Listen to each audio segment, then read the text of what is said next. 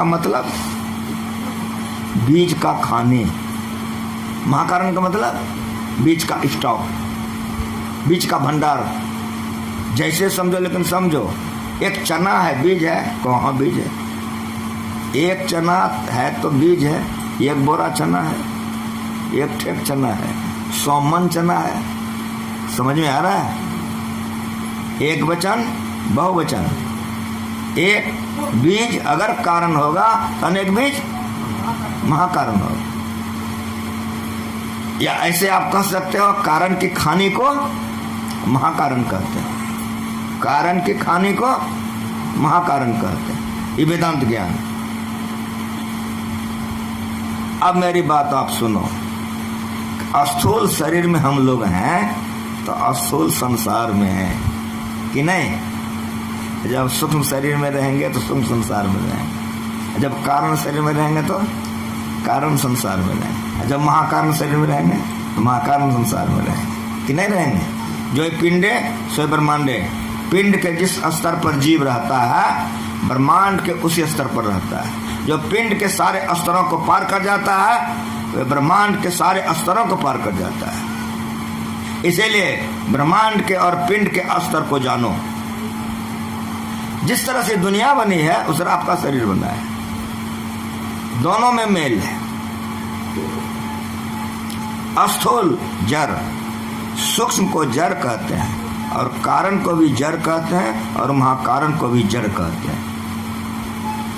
ये चारों प्रकृति जड़ प्रकृति है। इसको अपनी शक्ति नहीं है, इसको अपनी सत्ता नहीं है, इसको अपना बल नहीं है। तो नाचती किस पर है, भाषित किस पर होती है, प्रचालित किस पर हो रहा है? तो चारों जिस पर भाषित है, चारों जिससे संचालित होता है उसको चेतन कहते हैं। क्या कहते हैं उसको चेतन कहते हैं। और इस चारों बनने के पहले वो बना है, चारों जड़ बनने के पहले बना है, उसको चेतन कहते हैं। आप कैसे मानोगे चेतन को? ऐसे समझो, गुरु महाराज हम लोगों को कैसे समझाए। चना को आप थोड़ा आग में सेक लो या किसी भी बीज को, मैं चना शब्द प्रयोग करता हूं, आप किसी भी बीज का प्रयोग कर सकते हो। किसी भी बीज को आप आग में थोड़ा सा सेक लो, कहाँ सेकाई हो गई। अब खेत बढ़िया से तैयार कर लो, 400 मार हो गया, तब उस सेका हुआ चना बॉक कर दो, पानी खूब पटाओ, यूरिया सल्फेट खूब दो, गाछ होगा ना? दुनिया मानेगी कि नहीं मानेगी? ये हमारा संत मत है, ये मेरा गुरु सिखा के गया है। इसके प्रचारक हमारे भुजंगी बाबा थे। मेरे पिता गुरु महाराज जी थे तो मेरे अग्रज मेरे भाई भुजंगी बाबा थे। मैं भी गुरु महाराज जी को लूंगा तो मैं उसी के साथ साथ मेरे अपने भाई को भी उठाते बिठाते रहूंगा। आज उनका पुण्यतिथि है, मुझे कोई चिंता नहीं है। क्योंकि क्यों चिंता नहीं है? तो मैं इसलिए मुस्कुराता हूँ कि मेरा भाई बढ़िया काम करके गया, दुनिया पूजा करती है, फिर रोना क्या है? ये गुरु महाराज जी का प्रवचन है कटिहार का। जो शुभ कर्मी होकर मर गया उसके लिए क्या रोना है? रोना उसके लिए है जो पापी बन के मर गया। तो मेरा अग्रज मेरा भाई बहुत कमाल करके गया, आज उनका समाधि लहरा रही है और उनका पुण्यतिथि पर आप लोग आए हो, इसलिए हमको प्रसन्नता है, नाराजगी नहीं है। यही काम करके जाना है दुनिया से। इसको सीखो बढ़िया से, जो मेरा गुरु सिखाया है। चने को आपने आग में सेक दिया कि यहाँ बाबा सेक दिया, अब आप उसको बॉक किए हो, यूरिया सल्फेट पानी फटा रहे हो, गाछ नहीं हो रहा है, क्यों नहीं? तो चना से कुछ निकल गया कि नहीं? देखे उसको? नहीं देखे। यही देखने की शक्ति जीवन काल में कर लो, इसी के लिए मनुष्य का शरीर मिला है। अगर जीवन काल में उसको देखने की शक्ति प्राप्त कर लो तो महापुरुष बन जाओगे, महापुरुष बन जाओगे। जिन्होंने उसको देखने की तैयारियां की, देख लिया, वही आज धरती पर महापुरुष कहलाते हैं, संत कहलाते हैं, सदगुरु कहलाते हैं। मनुष्य का शरीर इसीलिए मिला है, किस लिए? उसी चेतन को पहचानने के लिए। चना से निकला जरूर, आप देखा नहीं। इसलिए देखने की कला जीवन काल में सीख लो। साधो भाई, जीवत ही करो आशा, जीवत समझे, जीवत बूझे, जीवत मुक्त निवासा, जियत कर्म की फांस न काटे, मुझे मुक्ति की आशा। साधो भाई, जीवत ही करो आशा। तन छोटे जी मिलन कहता है, सो सब झूठी आशा। अब वो मिला सो तब वो मिलेगा, नहीं तो बस। इसीलिए ऐसा कर लो कि जमपुर नहीं जाना पड़े, इसकी तैयारी कर लो। इसी के लिए मनुष्य का शरीर मिला है। हमारे इंजीनियर का बेटा बगल में इंजीनियर है, मैंने पूछ दिया दीक्षा लिया, कहा नहीं हमको चौपटे हो गया, सब समस्या से हो गया, इतना उम्र तुम्हारा बर्बादी हो गया। कहा नहीं, किसी ने कोई इशारा बता दिया, हम कई सारे से काम पूरा नहीं चलेगा। ज्ञान ज्ञान है, और इसी ज्ञान के लिए शरीर मिला है। अगर प्रहलाद नहीं समझता तो आज प्रहलाद अमर नहीं होता, ध्रुव नहीं समझता तो अमर नहीं होता। कोई जरूरी नहीं है कि हम 100 वर्ष में मरेंगे, हो सकता है हम यहाँ बोलने के लिए आए हैं, अब बोलते बोलते मर जाए। हमारे एक गुरु भाई प्रवचन करते करते मर गए, हमारे एक गुरु भाई भजन भेद दे रहे तो भजन भेद देते देते मर गए। गजब संत मत में नमूना सब है, एक एक करके। ये ज्ञान है। चना को सेका गया, निकला उसे अवश्य, देख नहीं सकते हो, देख नहीं सकते हो। अब उसमें कितना यूरिया सल्फेट पटाओ, पानी पटाओ, गाछ नहीं होगा। कितना श्रद्धा है आप लोगों का, हमको ऊपर बैठाए हैं। इंजीनियर साहब बोला करके खूब बढ़िया से भोजन कराए, घर में बसा दिए हैं, आप लोग यहाँ बैठे हुए हो। कहो यदि ये बाबा जी को सेक दो तब आगे माइक दे दो, गरजेगा ना, हम बोलो जरा से। मेरा गुरु जो वेदांत सिखाया, हंसते हैं इस वेदांत सीखो। ये ज्ञान के बाद तीनों लोकों में ज्ञान नहीं है। मत सेको, बिगड़ सेकले, अगर इससे चेतन निकल जाए लुढ़क जाएगा, नहीं तुरंत हल्ला करोगे नहीं कि बाबा जी आया था प्रवचन करने, खत्म हो गया। तो जब बाबा जी खत्म हो गया तो बैठोगे ना तुम लोग, हाँ बोलो, चले जाओगे ना, बहुत अच्छा। ये हमको खिलाएगा ना दाल भात कुमरिया से, फिर घर में रहने देगा कि नहीं? समझ में आ गया? ये चारों भाषित किस पर है? स्थूल, सूक्ष्म, कारण और महाकारण किसके बल पर नाच रहा है? चेतन के बल पर, चेतन के बल पर। अगर चेतन महाकारण से निकल जाए, महाकारण कुछ नहीं कर सकता। कारण से निकल जाए, कारण मर जाएगा। सूक्ष्म से निकल जाए, सूक्ष्म मर जाएगा। स्थूल से निकल जाए, स्थूल मुर्दा हो जाएगा। तुरंत सब चले जाओगे। यही ज्ञान समझाने के लिए 4 वेद बना है, 18 उपनिषद बना है, गीता बना है, रामायण बना है, और जितने धर्म ग्रंथ बने हैं यही समझाने के लिए। जो इस ज्ञान को समझ लिया वो भटकेगा नहीं। ये स्त्रियां कर सकती हैं, पुरुष कर सकते हैं।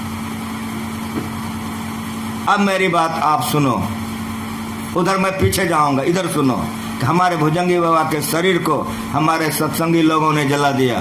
कहो हाँ, समाधि बनी है ना, जलाया गया ना।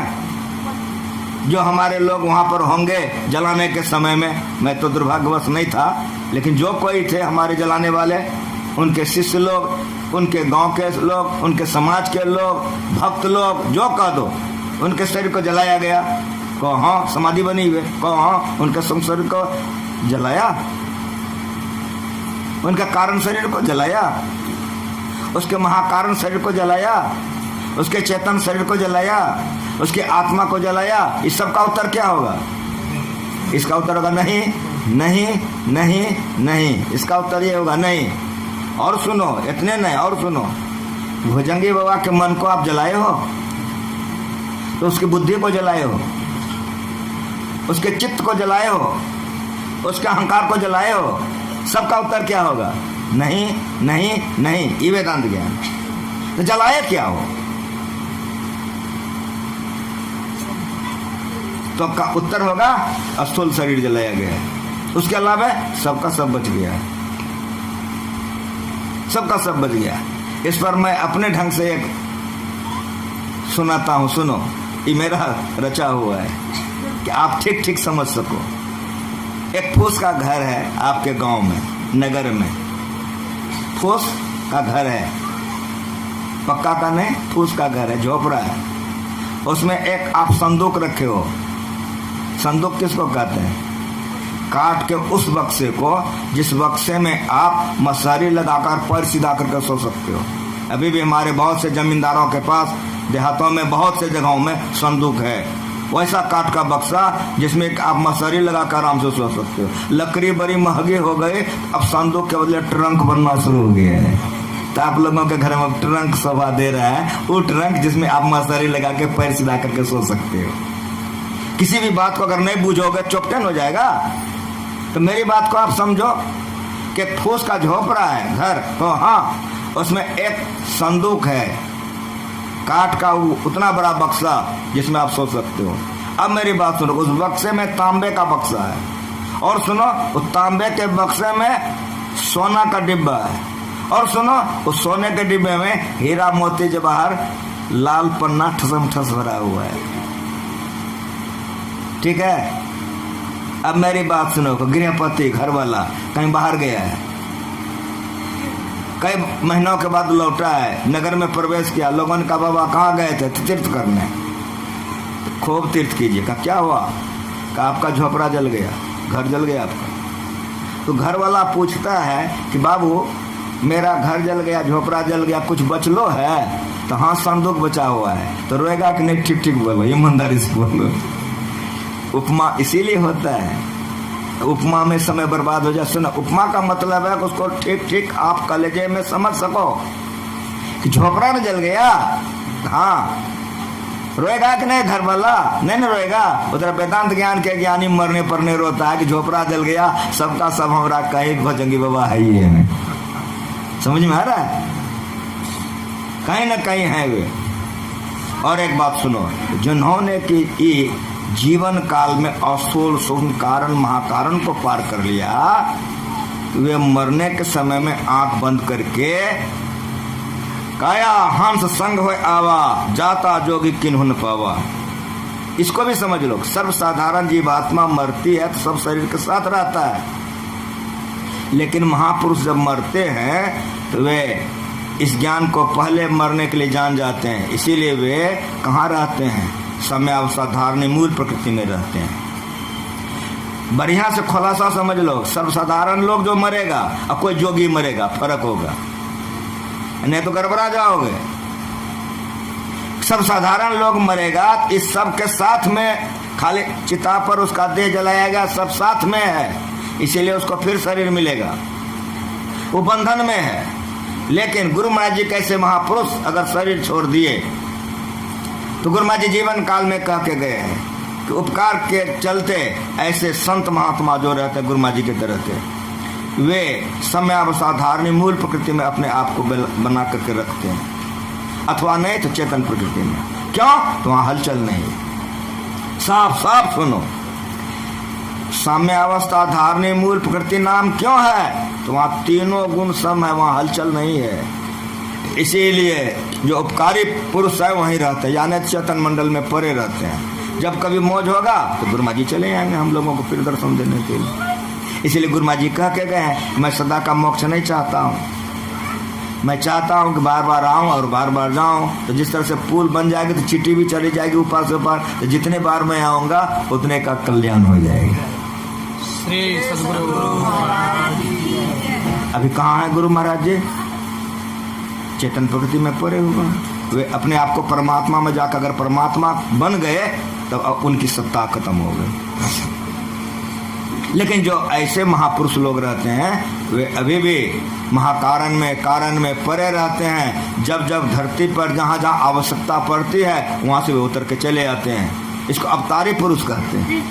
लेकिन जब सर्वसाधारण जीवात्मा मरता है तो वे इस सूक्ष्म कारण महाकारण चेतन मन बुद्धि चित्त अहंकार के साथ रहता है।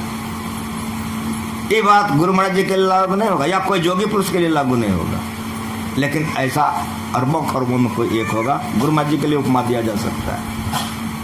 मेरी बात समझ में आ रही है? सब साधारण लोग मरेंगे तो केवल झोपड़ा जल गया, उधर सबका सब बच गया। अब मेरी बात सुनिए कि प्रकृति में आने के लिए उनको धारण करना ही पड़ेगा। चेतन से महाकारण में आएंगे, महाकारण से कारण में आएंगे, कारण से सूक्ष्म में आएंगे, सूक्ष्म से अस्थूल में आएंगे और अस्थूल में आकर के नाटक करेंगे। नाटक करेंगे। क्या नाटक करेंगे? तो सुनिए क्या नाटक करेंगे। जेलर और कैदी, आप समझ रहे हैं? जेल में जेलर है और जेल में कैदी है। तो जो भोजन कैदी के लिए बनता है वो जेलर खाता है कि नहीं खाता है? खा करके वो देखता है। जेल में है, ये वेदांत ज्ञान है, मन नहीं लगेगा। किस्सा कहानी कहते हैं कितना बार जय हो गया रहता है, इसमें कितना उंगने लगता है, किसी का मन नहीं लगता है। लेकिन हमको बुलाए हो जिस अवसर पर, उसको सुनो बढ़िया से। जेलर कहाँ है? जेल में। कैदी कहाँ है? जेल में। कैदी रोता है कि हम तो कैद में हैं, इतना बरस की सजा है। लेकिन उसी जेल में जेलर रोता है? क्यों नहीं रोता है? जवाब दो हमको, क्यों नहीं रोता है? वो वही खाता है, वही है, दोनों साथे साथ है, दोनों बोल रहा है, बैठ रहा है, उठ रहा है। ये रोता है, वो नहीं रोता, क्यों नहीं रोता है? जवाब दो। उसका उत्तर है कि जेलर के पास में चाबी है। जेलर के पास में चाबी है, वो जब चाहेगा तो निकल जाएगा, जब चाहेगा तो रह जाएगा। तो जो महापुरुष के हाथ में चाबी है, वो बिंदु और नाद है, उसके सर ऊपर चला जाता है, ऊपर चला आता है। इसलिए महापुरुष रोते नहीं है, नाटक करते हैं, दिखलाते हैं लोगों को, लेकिन वे मुक्त है। जीवन मुक्त सो मुक्ता हो, जब लग जीवन मुक्ता नहीं, तब लग दुख सुख भुगता हो। समझ रहे हैं? यह ज्ञान ज्ञान है, इसके अलावा जितना ज्ञान है अज्ञान है। चिता में जलाया गया सब साधारण का स्थूल सूक्ष्म कारण महाकारण, केवल स्थूल शरीर जलाया जाता है। अब मेरी बात आप लोग बढ़िया से सुनिए कि मन साथ में है। हम लोग कर्म करते हैं तो मन में संचित रहता है, उसी के चलते जन्म होता है। अगर आप पाशविकी वृत्ति में जी रहे हैं तो मरिएगा, तो मरकर पशु बन जाइएगा। अगर आप मनुष्य शरीर में हैं, आपका रहन सहन खान पीन पवित्र नहीं है, तो मरिएगा तो भूत प्रेत बन जाइएगा। सुने हैं कि नहीं कि मर के भूत बन गया है? सुने हो कि नहीं सुने हो? इसीलिए मनुष्य शरीर किस लिए मिला है, ये भगवान श्री राम का उपदेश है। भरे भाग मानुष तन पावा, सुर दुर्लभ ग्रंथ गावा, साधन धाम मोक्ष कर द्वारा। इस साधन का धाम है और इसमें मोक्ष का दरवाजा है। आज भुजंगी बाबा साधन करके नहीं गए रहते तो आज उनके पुण्य तिथि पर इतना मेला नहीं लगता और उनकी तस्वीर पर फूल नहीं चढ़ाई जाती। साफ साफ सुनो, क्लियर। उन्होंने वैसा करके गया है, उसके फूल उनके तस्वीर पर देखो कितना टका चढ़ा हुआ तस्वीर पर। समझ में आ रहा है? सब लोग माथा टेकते हैं। बड़े भाग मानुष तन पावा, सुर दुर्लभ सब ग्रंथ गावा, साधन धाम मोक्ष कर द्वारा, पाई न जही परलोक संवारा। इस साधन का धाम प्राप्त करके अगर परलोक से समारा, 100 परत दुख पावे, सिर ध्वनि ध्वनि पछता, काल कर्म ईश्वर ही मिथ्या दोष लगा। नारद भाई धरती पर आए थे, टहल रहे थे, एक बरगद के नीचे में बैठ गए और हंसने लग गए। तुमरो ऋषि साथ में थे, कहा बहुत खुश हैं, क्या बात है? कहा तुम कुछ देखा कि नहीं देखा? कहा जी देखा। कहा क्या देखा? कहा एक कसैया बहुत बकरे को लेके जा रहा था। कहा ठीक देखा। और क्या देखा? कहा उस बकरे में से एक बकरा निकल के वो बनिया के घर में घुस गया। कहा ठीक देखा। और क्या देखा? कहा बनिया के घर में जाके बकरा मुंह मारा, अनाज खाने लग गया। बनिया उठा, बकरा का गर्दन पकड़ के मुंह में मारा, अब मुंह से दाना निकाल के पकड़ के लाया। कसैया से कहा कि इसका हमरा बहुत दाना खाया है, काटोगे तो कलेजा पहुंचाना। तो नारद बाबा फिर हंसने लग गए। गुरु जी ने कहा कि समझे में नहीं आ रहा है कि आप इतना खुश क्यों हो, क्यों हंस रहे हैं आप? कहा कि नहीं समझा। कहा नहीं, यही दुनिया नहीं समझती। अगर समझ जाए तो लोग दुर्गति से बच जाए। सुनो, वो बनिया का देखो भवन कैसा है? का बहुत आलीशान है। का पाया? का बहुत मोटा मोटा है। का छत दिवाली? का बहुत लंबा चौड़ा है। का कोई बकरा का बनाया हुआ है। खूब बढ़िया सुनो, सुनने आए हो, प्रमाण के साथ सुनो। नारद बाबा ने कहा कोई बकरा का बनाया हुआ सब कुछ है वो। और सुनो, जिसने बकरे का मुंह पकड़ के मारा वो बकरा का बेटा है। मर गया पाशविकी वृत्ति में, बहुत कमाया, धन बहुत कमाया, भजन भेद नहीं लिया, ध्यान भजन नहीं किया, पाशविकी वृत्ति में भोग विलास में जीवन बिताया, मर करके पशु बन गया। अगले जन्म के संस्कार बस अपना समझ करके 2 गाल खाया था, बेटा ने मारा और का कलेजा पहुंचा। अगर भजन भेद लेके ध्यान भजन नहीं करोगे तो ये बेटा तुम्हारे लिए एक दिन दुश्मन हो जाएगा। घर से कत सवेरे कारो भूत होए घर कहीं है, अजो मूड करो सत्संगत संतन में कुछ कहीं है। नर बबुधर जो जन नहीं गुरु के जम के मारक जई है, असुर दास भगवंत भजन बिन बिरथा जन्म गमई। पाशविकी वृत्ति में अगर जीवन चला गया तो मर करके पशु हो जाओगे। इसीलिए भगवान राम ने क्या कहा, बार बार सुने होए यह तन कर फल विषय न भाई, स्वर्ग स्वल्प अंत दुखदाई, नर्तन पाए विषय मंदे ही, पलट सुदाते सट विसले ही, ताय कबो भल कहीं कोई, गुंजा गरे प्रस्मनि खोई। आकर 4 लक्ष 84 जोनि भ्रमति जीव अविनाशी, फिरत सदा माया कर प्रेरा, काल कर्म स्वभाव गुण गहरा, कभू कर करना दे देत इसमें हेत सने। जो हमको सुनाना था मेरा मालिक सिखा गया, मेरा बाप कि बेटा जो तुमको कहना हो पाठ करवा दो या कर दो, जो समझने वाला होगा समझ लेगा। हाँ इतना कर सकते हो, जो तुम समझते हो समझा दो। संतों के ज्ञान को जो समझेगा वो अवश्य मोक्ष को ओर जाएगा। कोई नई बात संत मत में नहीं कहा जाता है। यदि कोई कहता है हम नया कहता है तो उसका अहंकार बोलता है। हमारे ऋषि मुनि पहले से वेद लिख के चले गए, उपनिषद गीता रामायण में ज्ञान भरा हुआ है, तो नया कहां से लाएगा वो। नर्तन पाए विषय मंदे ही, जरा इस पर गौर करो तो रोने लग जाओगे। खाना बनाने लगेगा, पति अच्छा नहीं लगेगा, पत्नी अच्छी नहीं लगेगी, बेटा अच्छा नहीं लगेगा, घर मकान अच्छा नहीं लगेगा। खाली विचारो तो नर्तन पाए विषय मंदे ही, कितना कड़ा तमेचा है। कोई गाली दे दिया बुझबे नहीं किया, गुस्सा लगेगा कि नहीं। दादा पोता ठहरा है, अब कोई उधर से पढ़ा लिखा आया, दादा को अंग्रेजी में गाली दे दिया, दादा को गाली दिया अंग्रेजी में, दादा पढ़ा लिखा नहीं है तो दादा को गुस्सा लगेगा कि नहीं लगेगा। नहीं लगेगा। अब पोता अंग्रेजी पढ़ा है तो पोता कहेगा ना दादा क्या कहा, सुने कि नहीं, तो नहीं। तो ऐसे ऐसे गाली दिया आपको, जूता खोलेगा कि नहीं। समझ में आ रहा है। संतों के ज्ञान को अगर नहीं बूझो तो विषय भोग शहद के समान लगेगा, जीवन बर्बाद हो जाएगा। अगर संतों के ज्ञान को समझ लो, जैसे जूता खोलने के बाद कहता हूँ, उधर संसार से विषय भोग से मुड़ जाओगे, भजन करने में मन लगेगा, जीवन सफल हो जाएगा।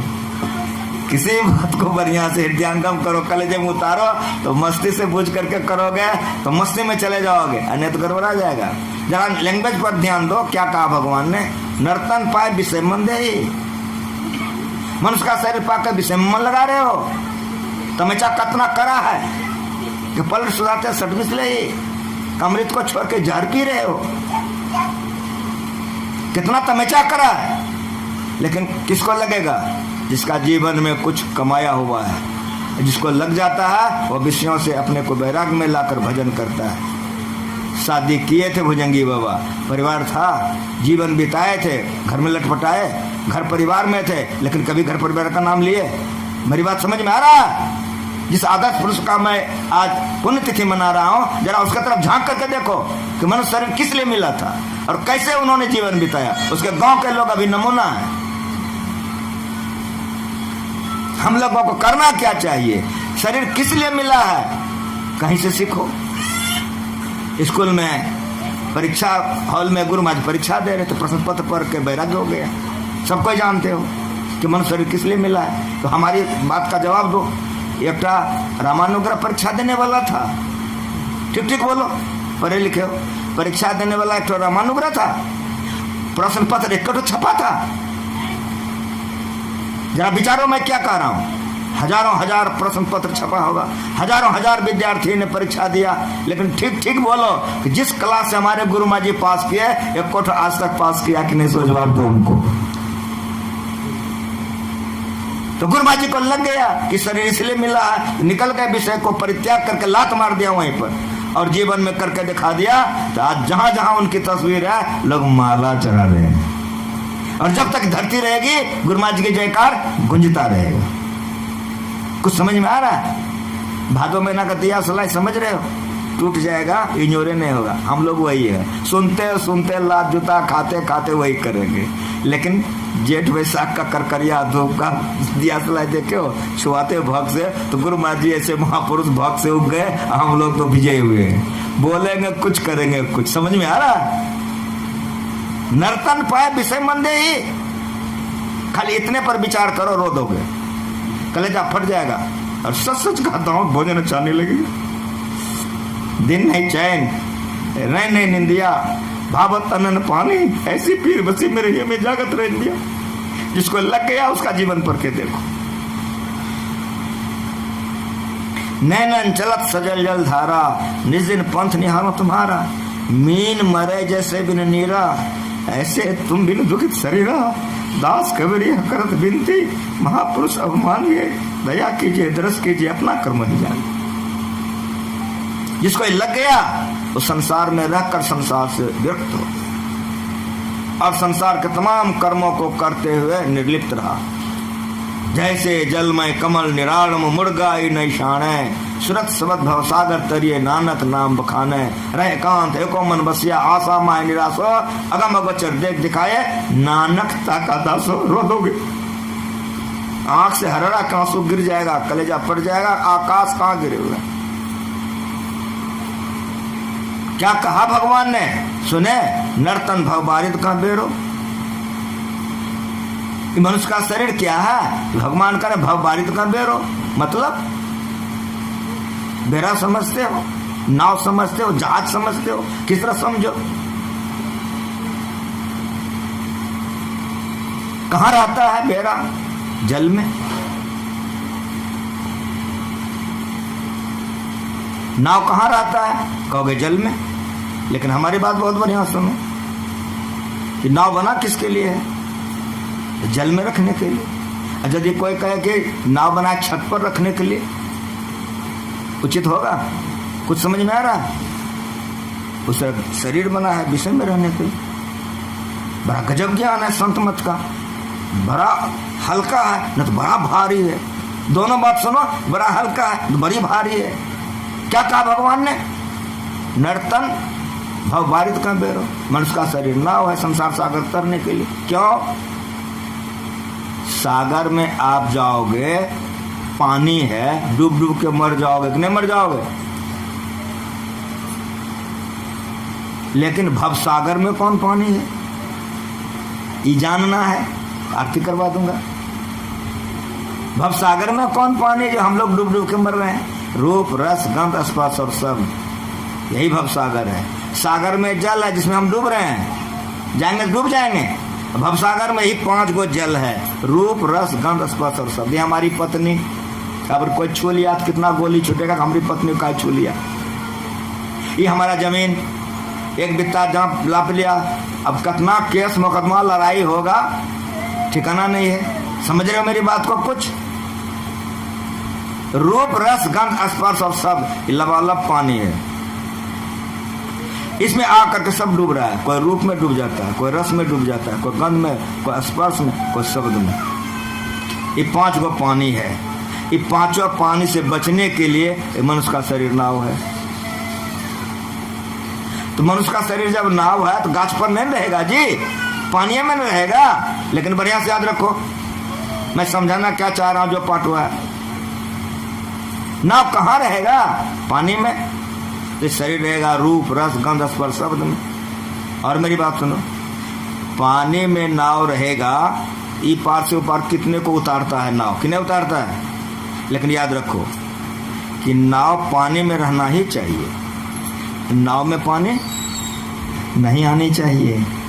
ग्राहो सवास में सुनिए जो पाठ हुआ है, नाव में पानी नहीं आनी चाहिए। और यदि नाव में पानी आएगा तो गरगरा के रसातल चला जाएगा। भाषा सुनो जरा सा, अगर नाव में पानी आएगा तो गरगरा के रसातल चला जाएगा। उसी तरह से विषय में आप रहो, इसके लिए शरीर दिया है मालिक ने। कौन ने?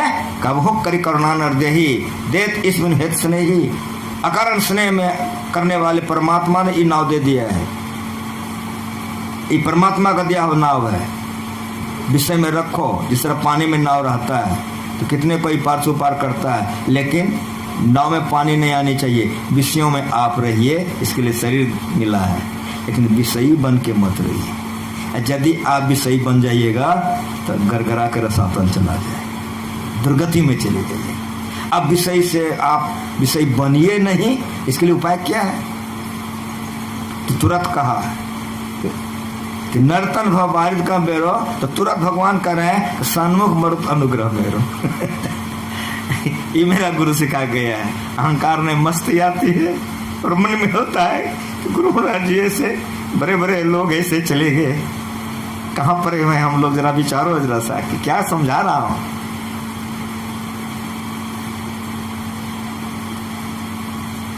तुरंत भगवान कह रहे हैं सन्मुख मरुत अनुग्रह मेरो। पढ़े लिखे हो आप लोग? सन्मुख में ना आमने सामने, मरुत में ना हवा, और अनुग्रह में ना कृपा। इसलिए कुछ विद्या पढ़ना चाहिए, लेकिन इतना विद्या नहीं पढ़ना चाहिए कि चौपटे हो जाए, कि मांस खाए, मछली खाए, शराब पिए, दूसरे की बहू बेटी को लेकर क्लब में जाए, जैसे कि लेगा हे विद्या तू महाविद्या, वो विद्या तो डुबाइए देगा। और जैसे 12 ऊंचे ऊंचे क्लास में जब बच्चे जाते हैं, शराब पीते हैं, अंडा खाते हैं, सब विद्या सत्यानाश। उस विद्या को तो अविद्या का है संतान। ये विद्या विद्या है। सन्मुख मरुत अनुग्रह मेरो, भगवान कह रहे हैं। मतलब क्या हुआ? मतलब विवाह के नाव पर आप चढ़ गए हो, अगर हवा उल्टी हो, नाव जाएगा कि नहीं ऊपर? नहीं जाएगा। सब बात मैंने हो, सब बात में सुनो। अगर उल्टी हवा होगी तो नाव बरबे नहीं करेगा, नाविक नाव नहीं खोलेगा। सन्मुख मरुत, अगर सीधी हवा होगी तो नाविक नाव खोल देगा, और जो नाव 4 घंटा में ऊपर जाने वाला है वो हवा के झोंका से 2 घंटा में चला जाएगा। सन्मुख मरुत अनुग्रह मेरो, भगवान कह रहे हैं। जो मांस नहीं खाते, मछली नहीं खाते हैं, शराब नहीं पीते हैं, अपने पति को छोड़कर दूसरे पास नहीं जाती है, अपने पत्नी के अलावा दूसरे पास नहीं जाता है, इसको व्यभिचार कहते हैं। साफ साफ सुनो, पर्दा खोल करके। व्यभिचार जो नहीं करता है, हिंसा जो नहीं करता है। अगर यदि कोई भी बात को हम ठीक ठीक नहीं समझ सके तो गलती करते हैं। गुरुमा जी लिख के गए हैं, और भगवान की वाणी है ये, सन्मुख मरुत अनुग्रह मेरो। झूठ, चोरी, निशान सा व्यभिचार जो नहीं करता है, उसके लिए क्या है? तो भगवान कहते हैं सन्मुख मरुत अनुग्रह मेरो। उसके लिए हमारी कृपा अनुकूल पवन का काम करता है। मुस्कुरा दोगे, मुस्कुरा दोगे, अनुकूल पवन का काम उसके लिए करता है जो पापों से बच के रहता है। उसके लिए भगवान कहते सन्मुख मरुत अनुग्रह मेरो। हमारी कृपा ऐसे भक्तों के लिए अनुकूल पवन का काम करता। मतलब यह कि जो 4 घंटा में जाएगा ऊपर, वो ईश्वर की कृपा से 2 घंटा में चला जाएगा। कहने का मतलब कि भगवान गोदी में लेने के लिए तैयार है। लेकिन और बात थोड़ा सा समझ लो कि नाव पर बैठ गए, हाँ, हवा भी अनुकूल हो गई, हाँ, लेकिन अगर मल्लाह नहीं आवे तो ऊपर जाएगा कि नहीं? नाव नहीं जाएगा। भगवान का बात सुनो, करण धार सदगुरु देखना हुआ, इसलिए गुरु कर लीजिए, इसीलिए गुरु कर लीजिए। जिस दिन गुरु करके आंख बंद कर दृष्टि योग ध्यान करोगे, दानुसंधान करोगे, भजन ध्यान करोगे, उसी दिन से जीवन सफल होगा। नहीं तो इतना आसान सा बेकार हो गया। गुरु महाराज जी का प्रवचन पढ़ो, भगवान की चर्चा में नानक देव जी प्रवचन करते रहते थे। एक बच्चा आकर के उनके सत्संग में रोज बैठता था। वो मात्र 5 बरस का था, छोटा बच्चा था वो आता था सबसे पहले नानक देव जी के सत्संग में, आता था सबसे पहले, तो बैठेगा सबसे आगे ना। नानक देव जी के एकदम आगे में बैठता था। जितना देखता नानक देव जी प्रवचन करते थे तो टुक टुक वो बच्चा मुंह देखते रहता था। वो बच्चे का चेहरा तनियो इधर उधर से नहीं घुसता था। कई दिन बीत गया, नानक देव जी के मन में आया कि आता ही सबसे पहले, सब चला जाता है तब जाता है। जब से बैठता था हमारा मुंह को छोड़ के इधर उधर देखबे नहीं करता। एक दिन बुला लिया, करे बेटा इधर सुनो, तुम क्या समझता है हम जो बोलते हैं? तब उस बच्चे ने क्या कहा सुनिए। कहा गुरुदेव, मेरी माँ भोजन बना रही थी,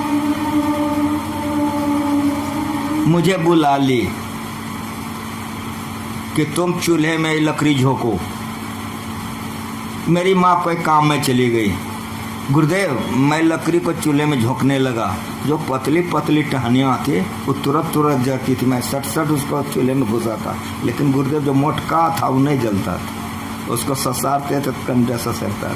तो मेरे मन में हो गया कि मैं तो बहुत पतरका हूँ, जल्दी मर जाऊंगा, सुन नहीं सकूंगा, ये मोटका सब दिन सुनेगा, तो इसलिए मैं आपका बहुत कौन से सुनता हूँ। श्री सदगुरु महाराज इतने खुश हो गए नानक देव जी, उठा करके कहा कि तुम बच्चा नहीं तुम बुढ़ा हो। सुनो, संतों के मुंह से जो निकल जाता है वह वेदवाणी है। परो गुरु नानक देव जी के जीवन चरित्र को 10 गुरु हुए हैं। वो लड़का जिसको गुरु नानक देव जी ने कहा कि तुम बुढ़ा हो, 7 गुरु का तिलक किया। इसीलिए नानक पंथ में बुढ़ा बाबा सबसे प्रसिद्ध है और उनकी पूजा सबसे बेसी होती है। बुढ़ा बाबा 7 गुरु का तिलक उस बुढ़ा बाबा ने किया है अपने हाथ से। इतनी लंबी आयु हुई है उनकी। काल करे सो आज करे सो डॉक्टरी मास्टरी कि ब्याह शादी घर मकान, समझ में आ रहा? अगर शरीर छूट गया चौपटे हो जाए। करणधार सतगुरु दृढ़ नावा, नाव पर बैठ गए हो, बहुत बढ़िया शरीर मिल गया है, कृपा है, मांस मछली नहीं खाते हो, बढ़िया है, लेकिन जब तक मल्लाह नहीं आएगा नाव पर नहीं जाएगा।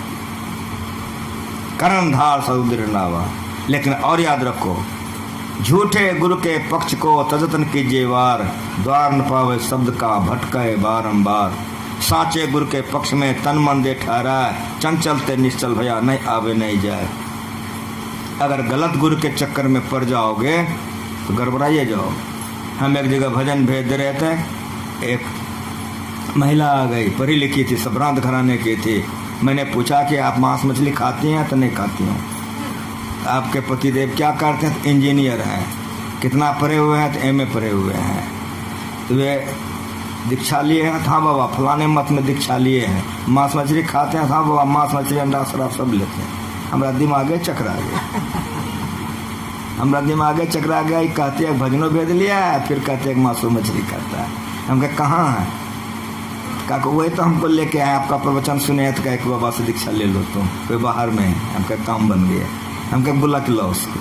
वो आ गए, मैंने उनसे सब बात पूछा, उन्होंने कह दिया। हम कहे सुनिए, आप दीक्षा लेकर के मांस मछली कैसे खाते हैं? शराब कैसे पीते हैं? कहा बाबा जिन्होंने मुझको दीक्षा दिया है उन्होंने कहा है कि 6 दिन खाओ 1 दिन मत खाओ, तुम्हारा उद्धार हो जाए। ऐसे सब गुरु धरती पर मौजूद हैं, प्रमाण के साथ बोलता हूँ। कहा कि उन्होंने कहा कि 6 दिन खाइए 1 दिन मत खाइए, धीरे धीरे छूट जाएगा। तब मैंने उनसे कहा कि आप पढ़े लिखे इंजीनियर हैं, जिन्होंने आपको भजन भेज दिया उसके मत में ऋत्विज कहते हैं। कहा जी। हम कहे जो आपके ऋत्विज होते हैं वे लहसुन प्याज नहीं खाते? कहा जी। जब वे हमारे यहाँ आते हैं तो वे लहसुन प्याज नहीं खाते, मेरी पत्नी बनाती है लहसुन प्याज भी नहीं देती है, तब वे खाते हैं। हम कहे आप जब भी जाइए, आपके यहाँ आया, आपको दीक्षा दिया, वो स्वयं लहसुन प्याज तक नहीं खाता है, और आपको कह दिया 6 दिन खाइए 1 दिन मत खाइए। आप इंजीनियर हैं, पढ़े लिखे हैं, आप बताइए 6 दिन कोई डकैती करे 1 दिन नहीं करे, 6 दिन कोई व्यभिचार करे 1 दिन नहीं करे, 6 दिन कोई गलती काम करे 1 दिन नहीं करे, आपका हार्ट क्या कहता है? जैसे हम कहें कि आपका हार्ट क्या कहता है, आँख से आंसू हरा के गिर गए, मेरा पैर पकड़ लिया और कहा बाबा क्षमा कीजिए, आज से मैं आपके चरणों में सब चढ़ा दिए। मैंने कहा कि आपको इस तकलीफ मैंने इसलिए दिया कि आपकी पत्नी है, ये दीक्षा लेने के लिए आई है, आप कहते हैं परोसने के लिए तो इसको पाप लगता है। कहा बाबा आज से मैं आपके चरणों में चढ़ा दिया, अब दीक्षा दे दीजिए। तब उसकी पत्नी को हमने दीक्षा दिया। ऐसे सब गुरु अभी धरती पर मौजूद हैं, समझ रहे हैं? साचे गुरु के पक्ष में तन मन दे ठहरा, चंचल ते निश्चल भया नहीं आवे नहीं जाए। इसलिए भगवान राम का क्या कहा? सन्मुख मर्द अनुग्रह मेरो, करण धार सदगुरु दृढ़ नावा। अच्छे गुरु से युक्ति सीख लो। साधन धाम मोक्ष कर द्वारा, इस द्वार को खोल लो जिस द्वार को खोलने के लिए शरीर मिला है। अगर गुरु करके द्वार को खोल लिए तो मालो माल, अगर नहीं खोले तो चौपटे सत्यानाश। करण धार सदगृह नावा, दुर्लभ साध सुलभ कृपावा, जोन तरय भव सागर न समातस पा, सो कृत निंदक मंदमति आत्महन कति जाए। जो ऐसा बढ़िया शरीर पाकर भजन भेद लेके ध्यान नहीं करता है, वो मर करके भूत प्रेत बनता है। और जो भजन ध्यान करता है, हमारे भुजंगी बाबा की तरह से फोटो लगा कर लोग प्रणाम करते हैं। इन्हीं शब्दों के साथ एक बार प्रेम से बोलो श्री सद्गुरु महाराज की जय। और सब बात हम आपको आगे के सीटिंग में सुनाएंगे। हमारे इंजीनियर साहब कल तक के लिए मुझको बुलाया है। संध्याकालीन समय है, हमारे गुरु माँ जी एक बात सिखा के गए हैं, इसलिए मेरे मन में गुरु माँ जी की बात तुरंत घूमने लगती है। गुरु माँ जी सिखा क्या गए हैं सो सुनो। नित सत्संग गति करो बनाए। नित मना जिस दिन बेटा का बिहार छोड़ के न, जिस दिन पोता हुआ दिन छोड़ के कि नहीं। नित सत्संग गति करो बनाए, किसी भी परिस्थिति में रहिए सत्संग ध्यान मत छोड़िए। नित सत्संगति करो बनाए, अंदर बाहर दो विधि भाई। धर्म कथा बाहर सत्संग आई है, ये धर्म कथा बाहर सत्संग है, लेकिन अंतर सत्संग ध्यान भंगा। तो धर्म कथा बाहर सत्संगा का समय खत्म हो गया है। भगवान सूर्य अस्ताचल चले गए हैं। त्रिकाल संध्या अवश्य कीजिए, ब्रह्म बेले में उठ के ध्यान कीजिए। स्नान करके आते हैं, शरीर पवित्र रहता है, भजन कीजिए। और जब सूर्य अस्त होने के चला जाए तो गौधूली बेला पवित्र बेला है, ध्यान कीजिए। मेरा गुरु सिखा के गया है। अंदर बाहर दो विधि भाई। धर्म कथा बाहर सत्संगा, अंतर सत्संग ध्यान भंगा। अगर यही बोलते रह जाए, आप लोग सुनते रह जाइए, तो अपराह्न काल का अभी का जो सत्संग है खत्म हो गया। रात्रिकालीन सत्संग अदब होता है, अध्यान बीच में है। जो बात सुने हो साधन धाम मोक्ष का द्वारा, तो जो लोग भजन भेद ले लियो, बैठ के खोलो केवारी। अगर खोलोगे नहीं तो बोलने से केवारी नहीं खुलेगा। इसीलिए थ्योरी तो खूब पढ़ो और प्रैक्टिकल कहीं नहीं करो। इंजीनियर बनोगे ना, हो बोलो। प्रैक्टिकल नहीं किया जाएगा, डॉक्टर बनेगा ना, हो बोलो। अगर प्रैक्टिकल छोड़ दिया, सत्यानाश, सब चौपटे हो जाए। इसीलिए नित्य सत्संगित करो बनाए, अंदर बाहर दो विधि भाई। धर्म कथा बाहर सत्संगा, अंतर सत्संग ध्यान भंगा। 2:30 बजे रात से अमृत वेला शुरू हो जाता है, इसको ब्रह्म बेला कहते हैं। 2:30 बजे रात से प्रारंभ होता है। जहाँ जहाँ ध्यानाभ्यास का शिविर लगता है, हमारे साधक लोग 2:30 बजे उठ जाते हैं, घंटी बज जाती है। और 3 बजे पैर हाथ धो के सारे साधक ध्यान में तल्लीन हो जाते हैं। तो 2:30 बजे रात से अमृत वेला होता है, उसको ब्रह्म बेला कहते हैं। आप लोग घर परिवार में रहिए, अवश्य रहिए, लेकिन अगर ब्रह्म बेले में उठ के ध्यान नहीं कीजिए तो मुंह फाड़े सोबत रहे, ताको लागे तो पाप लगे। समय पर जो भोजन नहीं करेगा, बहुत रात में भोजन करेगा, समय पर जो नहीं सोएगा, टीवी चलाते हुए 1 बजे सुतेगा, तो भोर पे उठेगा कि नहीं, सो बोलो। अगर नहीं उठे तो पाप लगेगा। इसलिए ब्रह्म बेले में उठने के लिए सवेरे खा के सवेरे सो जाइए। 2:30 बजे रात से ब्रह्म बेला कब तक रहता है? जब तक भगवान सूर्य का उदय नहीं हो जाता है। भगवान सूर्य का उदय हो गया, अमृत बेला खत्म, ब्रह्म बेला साफ। अब स्नान करोगे, पवित्र शरीर रहेगा, बैठ के ध्यान करो। काहे ध्यान करो? हमारी बात आप सुनो। भोजन काहे करो? जवाब दो। उत्तर होगा कि नहीं, भोजन करें तो मरिए जाए। डर से भोजन करते हो कि नहीं? उसी तरह अगर भजन नहीं करोगे तो भूत प्रेत बन जाओगे। इसीलिए भजन वेद लेके ध्यान करो, भूत प्रेत कुत्ता गधा घोड़ा नहीं बनोगे। ये संस्कार बारंबार मनुष्य का शरीर दिलाएगा। इसलिए ब्रह्म बेले में उठ के ध्यान कीजिए, जो सुनना है, जो भजन भेद लिए हैं। स्नान करके आते शरीर पवित्र है, बैठ के ध्यान कीजिए। और सूर्यास्त होने जा रहा है, बहुत बढ़िया बेला है। हम बंगाल में लोग धुमना भी जलाते हैं और दीपक भी जलाते हैं। बिहार में हमारी माँ बहनें खाली दीपक जलाती हैं, लेकिन बंगाल को मैं धन्यवाद देता हूँ कि धुमना और दीपक दोनों जलाते हैं। हम कलकत्ता आते थे तो बहुत बढ़िया से बढ़िया अगरबत्ती खरीद के ले जाते थे। जितना बढ़िया से बढ़िया हो, जिससे बढ़िया नहीं हो, उतना कीमती से कीमती अगरबत्ती हम खरीद के ले जाते थे। और जैसे गुरु माँ जी के कमरा में जलाते थे तो जलाते थे बड़ा शौक से, कहे कि सोचते थे बहुत कीमती लाए हैं। और जैसे अगरबत्ती जलावे और जैसे उसका धुइयाँ आगे हो गुरु माँ जी के, अब ये लोग हमको बदहोश करेगा। तुरंत उसको हटाना पड़ता था। लेकिन जब धूमना जलाते थे इस वेले में तो गुरु महाराज बड़े खुश होते थे कि देखो कितना बढ़िया लग रहा है, लगता भगवान है। धूमना जलाना, गुग्गुल जलाना सही धूप है, वो काठी में तो क्या से क्या लगा देता है, उस धूप नहीं है। उसी दिन से हम लाना छोड़ दिए, धूमना जलाना। हमारे बहुत से सत्संगी हैं जो जान गए हैं, वो गुग्गुल धूमना सरहद ही जलाते हैं, वो लकड़ी नहीं जलाते। लकड़ी में क्या क्या केमिकल देके जलाता है, वास्तविक धूप नहीं है। मेरा कहने का मतलब कि वातावरण भी पवित्र बना के रखना चाहिए। कलकत्ता में धूमना और दीपक दोनों साथ साथ हमारी माँ बहनें जलाती हैं, ये बड़ा बढ़िया है। अमृत वेला है, ब्रह्म वेले में ध्यान कीजिए। अभी सुन चुके हैं, ये शरीर साधन का मोक्ष का दरवाजा है। जो भजन भेद लेके बैठते हैं क्या करते हैं, वह मोक्ष का दरवाजा खोलते हैं। स्नान करके कीजिए, शाम में कीजिए, तीनों बेला कीजिए, अवश्य कीजिए। पहले सुनिए, ये थ्योरी है, अब बैठ के प्रैक्टिकल कीजिए। और सब बात समय समय पर हमारे इंजीनियर साहब बताएंगे कै बजे सत्संग होगा। अगर इस सुनने में आप लोगों को अच्छा लगे तो फिर आप लोग आइए, कल तक हम रहेंगे, आप लोगों का सेवा करेंगे। हमारे गायक हैं, एक भजन होगा पहले, भजन होने के बाद तब आरती होगी, तब फिर जो समाचार होगा हमारे इंजीनियर साहब सुनाएंगे। माइक दीजिए हमारे गायक को, वो भजन गाएंगे। एक बार प्रेम से बोलिए।